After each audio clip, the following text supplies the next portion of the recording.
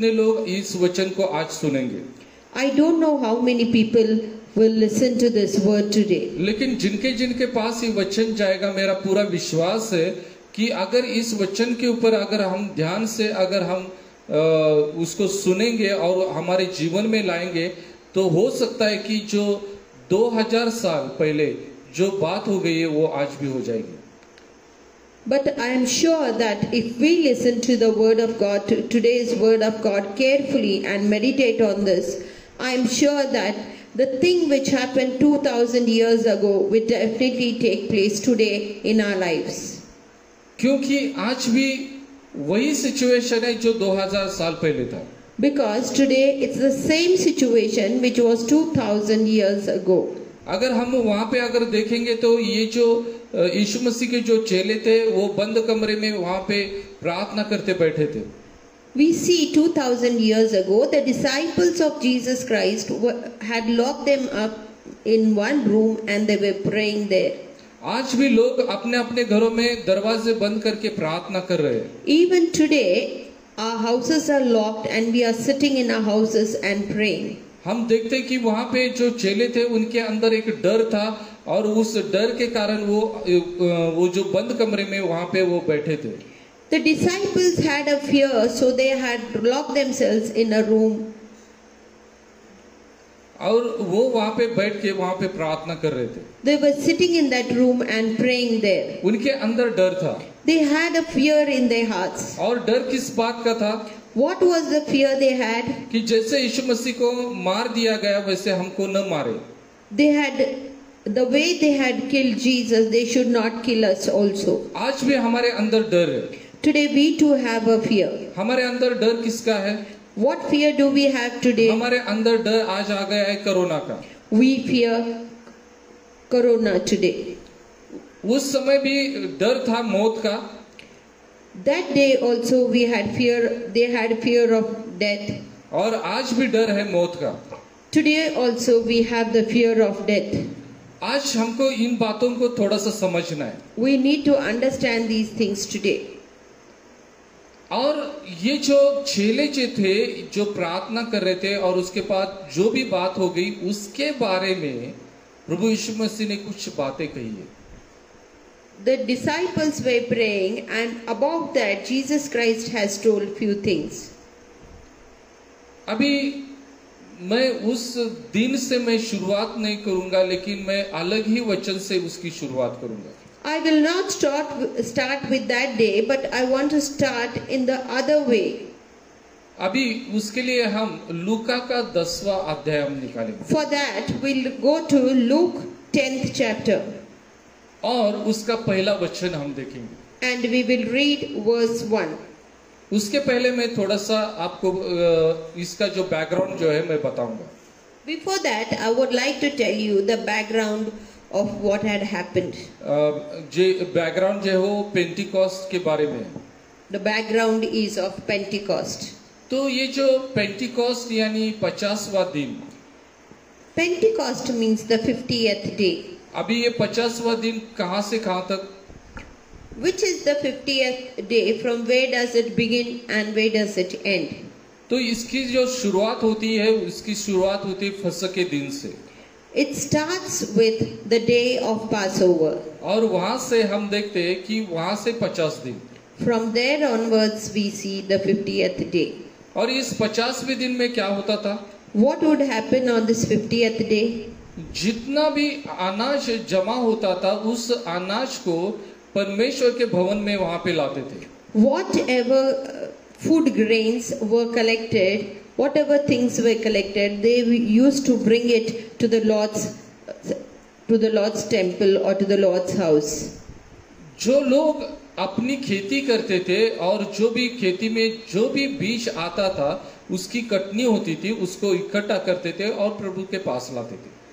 Those who used to work in the farms or farmers, they used to have a harvest day, and whatever things they had gathered, all the things they used to bring to the Lord's house. और इतना ही नहीं कि वो क्या करते थे कि वहां पे लाके प्रभु को धन्यवाद देते थे। Not only that they used to bring it there, but they used to thank the Lord for it. और फिर उसके ऊपर प्रभु का आशीष मांगते थे। And they used to ask the blessings of the Lord on it. तो वही जो फसह जो वो जो दिन था, उस दिन को वहां पे हम देखते कि उसको एक नाम दिया गया है। We see that they had a name. और वो एक खास ऐसा पर्व था, और उस पर्व में ये जो लोग जो थे, ये लोग अपने धान को वहां पे लेके आते थे। It was a type of feast where the people used to bring all the harvest to the Lord's house. तो हम उसको थोड़ा सा देखेंगे और फिर लूका के इसमें आएंगे। We will just read about it first and then we will come back to Luke 10th chapter. हम देखेंगे कि लेव्य व्यवस्था उसका 23 अध्याय और 15 से 21 वचन। We will go to Leviticus 15th chapter and 23 chapter 23 and verse 15 onwards. उस पर्व को वहां पे कटनी का पर्व कहा गया है। The feast is called as harvest feast. और इसमें अगर हम देखेंगे तो हमको 15 से 21 में कुछ बातें यहाँ पे हमको दिखाई देती है। Here from 15 verse 15 onwards we read few things. यहाँ पे हम पहले 15वें वचन में हम यहाँ पे देखते हैं। मैं पहले एक वचन पढ़ूंगा, फिर बाद में विक्टोरिया पढ़ेगी। फिर उस श्रम दिन के दूसरे दिन से, अर्थात जिस दिन तुम हिलाई जाने वाली भेंट के पूले को लाओ, उस दिन से पूरे 7 विश्राम दिन गिन लेना। You shall count 7 full weeks from the day after the Sabbath, from the day that you brought the sheaf of the wave offering. फिर आगे कहा है कि 7वें विश्राम दिन के दूसरे दिन तक 50 दिन गिनना, और 50वें दिन यहोवा के लिए नया अन्न बलि चढ़ाना। You shall count 50 days to the day after the 7th Sabbath. Then you shall present a grain offering of new grain to the Lord. अभी यहाँ पे हम देखते हैं कि उनको एक नियम दिया गया है। Here we read that one law or one rule is given to them. कब कौन सी बात करना है, To do, when to do, what the things are. और यहाँ पे हम देखते हैं कि ये जो कटनी का जो पर्व जो है, कभी उनको मनाना है, वहाँ पे बताया गया है। And when to celebrate this feast of harvest or feast of weeks is shown there. और यहाँ पे साफ रीति से कहा गया है कि 15वें वचन में It's clearly told in verse 15. कि उन दिनों में पूरे 7 विश्राम दिन गिन लेना। In those days you have to count complete 7 full weeks. यहाँ पे हमको याद रखना है कि 7 जो आंकड़ा जो है, ये परिपूर्णता का आंकड़ा है। We need to understand that 7 is a number of completeness.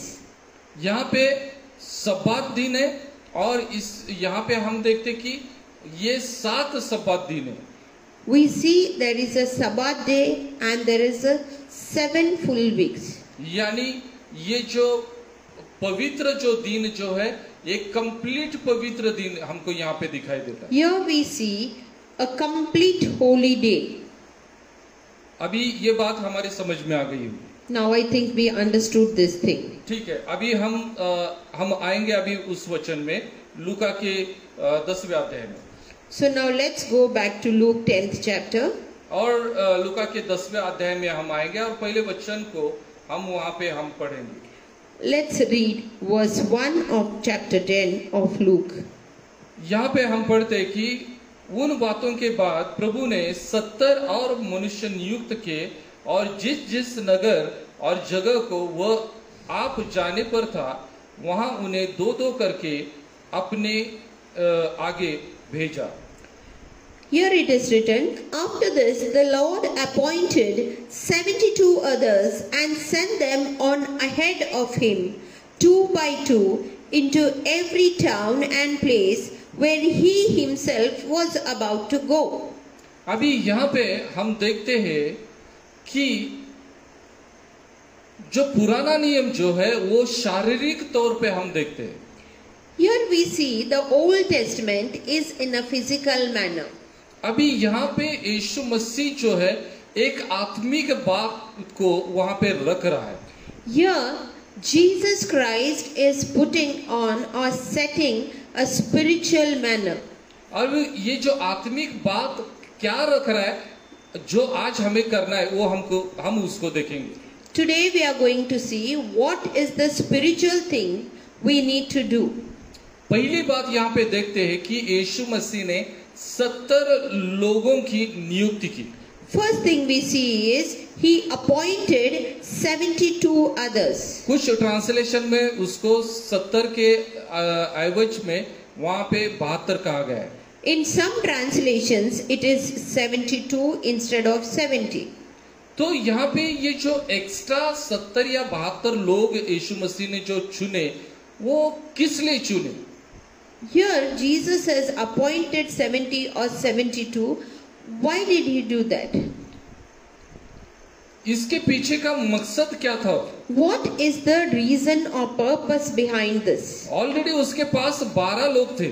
Already he had 12 disciples. अभी उसके पास 12 लोग थे, तो अभी यहाँ पे 70 या 72 लोगों की नियुक्ति करने की क्या जरूरत थी? Then what was the need he appointed 70 or 72 others? हम देखेंगे दूसरे वचन में. We will read in verse 2.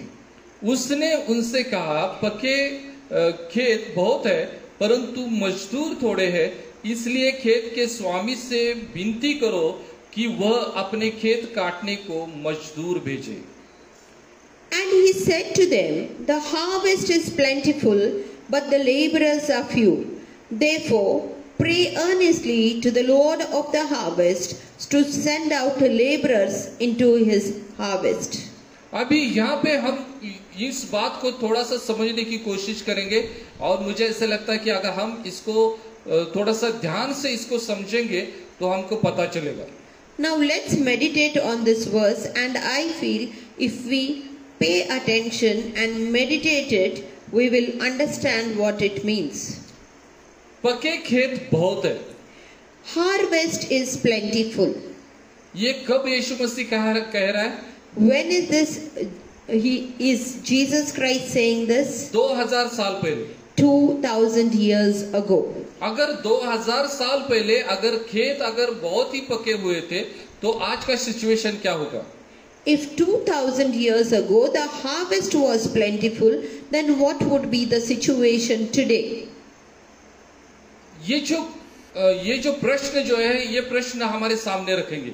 We will uphold this question before us or keep it in mind. दूसरे सवाल के ऊपर हम जाएंगे. Let's go to the second question. यहाँ पे कहा गया है कि परंतु मजदूर थोड़े हैं. Here it is said that the laborers are few. अगर मजदूर थोड़े हैं तो कितने हैं, हम उसको देखेंगे. If laborers are few, then let's see how much few they are. पहले 12 थे. First they were 12. अभी ये 12 लोगों से ये काम नहीं होने वाला था. It was not possible with 12 of them. इसलिए उसने 70 से 72 लोगों की नियुक्ति की. So he appointed 70 to 72. यानी हम इसको अगर इसकी गिनती करेंगे तो कम से कम हम इसको देखेंगे तो हमको समझ में आएगा कि 82 से लेके 84 तक वहां पे लोग यीशु मसीह के हाथ में थे. If we total them, then we understand that Jesus Christ had 82 to 84 laborers. और वो कहता है कि ये बहुत ही थोड़े हैं. And he says they are very few. तो ये बात सही है.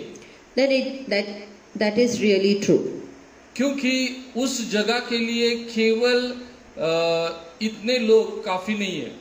Because to that place only these people are very few. क्योंकि अगर उस समय के इजराइल के बारे में अगर हम थोड़ा सा उसके पॉपुलेशन के बारे में अगर हम थोड़ा सा सोचेंगे, if we think of the population of Israel of those days, मुझे ऐसा लगता है कि वो जो उनकी जो जनसंख्या जो है वो लाखों में होगी, करोड़ों में नहीं होगी. I think in those days the population of Israel would be in lakhs and not in crores. अगर लाखों लोगों में अगर यहाँ पे 82 या 84 लोग अगर वहाँ पे है तो वो बहुत ही कम है। And even if it is in lakhs and 82 to 84 people, laborers are very few.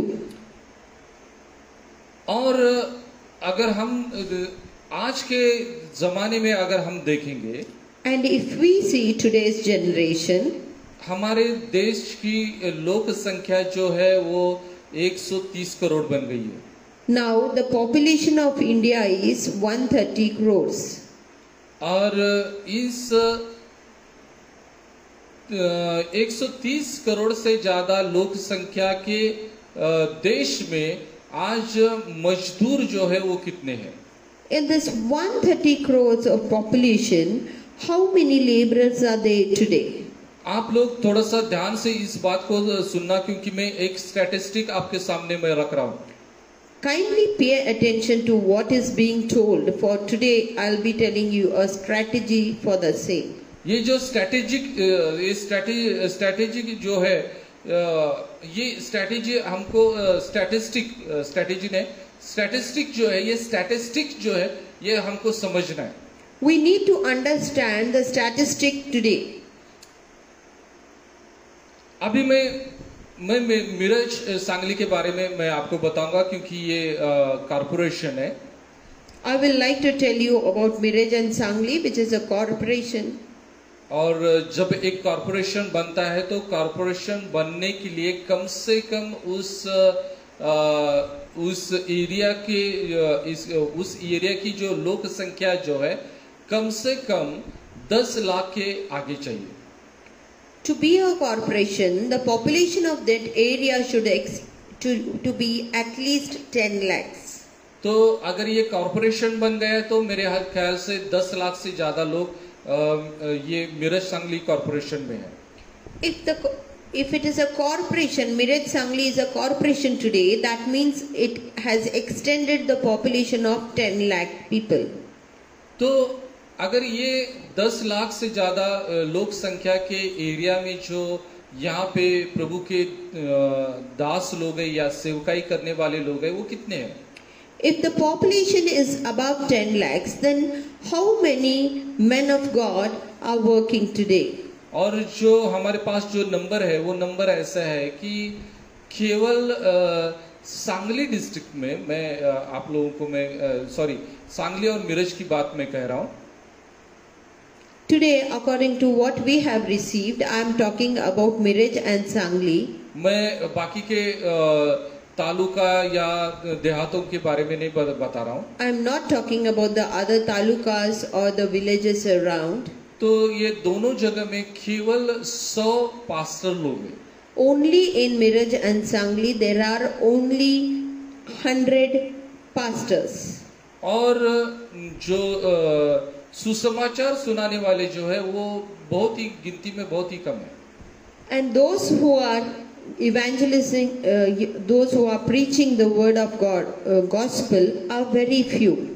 तो अभी आप लोग क्या करो कि आप लोग जहाँ पे बैठे हो, आप थोड़ा सा आपके गांव के बारे में, शहर के बारे में थोड़ा सा आपके दिमाग में ये जो स्टैटिस्टिक जो है ये इसको आप तैयार करो। Sitting in your place, you just calculate in your area or in your place what is the statistics today. तो ये जो स्टैटिस्टिक हमको ये बताती है कि प्रभु का जो वचन 2000 साल पहले यीशु मसीह ने जो कहा था वो आज भी लागू है।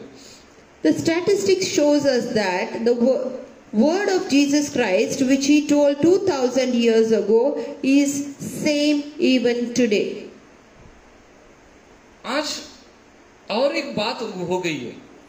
Today one more thing has happened. ये जो मजदूर जो है, these laborers, इन मजदूरों में से कुछ मजदूर ये कोरोना की महामारी में अभी मारे गए हैं। There are few laborers who are affected with corona and have died.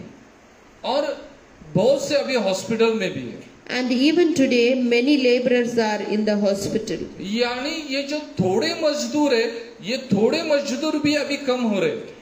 That means the few laborers who are there, they are reducing in number. यानी यीशु मसीह जो यहाँ पे कह रहा है, इस बात को आज भी हमको समझने की जरूरत है। Whatever Jesus Christ is telling in Luke, we need to understand it even today. वो ये है कि मजदूर थोड़े हैं That is, the laborers are few, और पके खेत जो है वो बहुत हो गए हैं, and the harvest is plentiful. और ये जो खेतों का जो मालिक जो है वो जल्द ही वापस आने वाला है। And the Lord of the harvest is coming back soon. और अगर ये मालिक जब आएगा तो वो देखेगा कि ये जो पके हुए जो खेत जो है, इस खेत की देखभाल किस रीति से की गई है। And when the Lord of the harvest is going to come back soon, he is going to see how the harvest is being taken care. अगर ये पके खेत को अगर सही वक्त पे अगर नहीं काटेंगे तो क्या हो जाएगा? What will happen if we don't cut the harvest on time? क्या हो जाएगा? What will happen? हम जानते हैं कि वो जो खेत जो है वो या वो जो धान जो है वो वहां पे वो सड़ जाएगी। We understand that the harvest, if it is not cut on time, it will be destroyed. सड़ जाएंगे वो। It will be rotten. आज आप अगर देखोगे तो आज यही हो रहा है। Today, if we see, same thing is happening. ये पैंडेमिक में In this pandemic, आज क्या हो रहा है? तो खेत सड़ रहा है। today the harvest is getting rotten. बहुत बार मुझे कहा जाता है कि मैं इस बात के ऊपर मैं न बोलूं, Many times it's told to me not to speak on it. और मुझे ऐसा लगता है कि अगर मैं नहीं बोलूंगा तो फिर समझेगा कैसे? If I don't speak, then who will understand it? क्यों सड़ रहा है ये? Why is the harvest getting rotten? पहली बात तो मजदूर थोड़े हैं। First thing is the laborers are few. दूसरी बात तो इन मजदूरों में से कुछ मजदूर अब मर गए हैं। Second thing is from these laborers, some have already died. और कुछ मजदूर जो है वो हॉस्पिटलाइज्ड है, And some laborers are already hospitalized. और कुछ मजदूर जो है अपने घर में अपने चर्चेस बंद करके अपने हाथों पे हाथ रख के आराम से बैठे हुए हैं। And some laborers are closed, shut down their churches, sitting down at home in a relaxed position. तो इसको काटेगा कौन? Then who is the one to cut the harvest? कौन काटेगा इसको? Who will cut the harvest? यीशु मसीह ने जब देखा कि यहाँ पे खेत पके हुए हैं तो उसने उसके समझ में एक बात आ गई कि मेरे 12 चेले इसको बस नहीं होंगे। When Jesus Christ saw that the harvest is plentiful, he understood that my 12 disciples are not enough to cut the harvest. तो इसके लिए उसको ज्यादा मजदूरों को लेना पड़ा। So he had to appoint more laborers. आज मैं आपको कहता हूँ Today I want to tell you, कि अभी जरूरत है ज्यादा मजदूरों की। it's time to have more laborers. मैं एक बात आपको कहना चाहता हूँ। One thing I want to tell you all. यीशु मसीह यरूशलेम आ रहा था। Jesus Christ was coming to Jerusalem. हम उस बात को जानते हैं कि कुछ ही महीनों पहले हमने उस पाम संडे के बारे में हमने देखा है। We know about it because few weeks ago we have meditated on Palm Sunday. वहाँ पे क्या हो गया कि हम देखते कि लोग यीशु मसीह का जय जयकार कर रहे थे और होसन्ना गा रहे थे। We see there that people were praising him. They were shouting Hosanna, Hosanna. और उस जमाने के जो सो कॉल्ड जो धर्मगुरु जो थे उन्होंने कहा कि यीशु मसीह को अपने चेलों को चुप बैठने के लिए कहो। So the priest or those days told Jesus Christ, asked Jesus Christ to keep the people silent or mute there. लेकिन यीशु मसीह ने उनको क्या कहा? But Jesus Christ, what did Jesus Christ tell them? वे बहुत ही इम्पोर्टेंट है। It is very important. क्या कहा यीशु मसीह ने? What did Jesus Christ tell? यीशु मसीह ने कहा कि अगर ये चुप बैठेंगे तो पत्थर बोल उठेंगे। If these people will keep quiet, then the stones will start shouting. क्या करेंगे? पत्थर चिल्ला उठेंगे कहा है। It is said that the stones will start shouting. वो बोलेंगे नहीं, वो चिल्लाएंगे। They will not speak, they will shout. अभी समय आ गया है कि पत्थर अभी चिल्लाएंगे। Now is the time stones will start shouting. क्यों? Why? क्योंकि प्रभु के लोग अभी चुप बैठे हैं। Because God's people are keeping quiet or they are silent. उनके पास एक बहाना है। They have a reason for that. क्या बहाना है?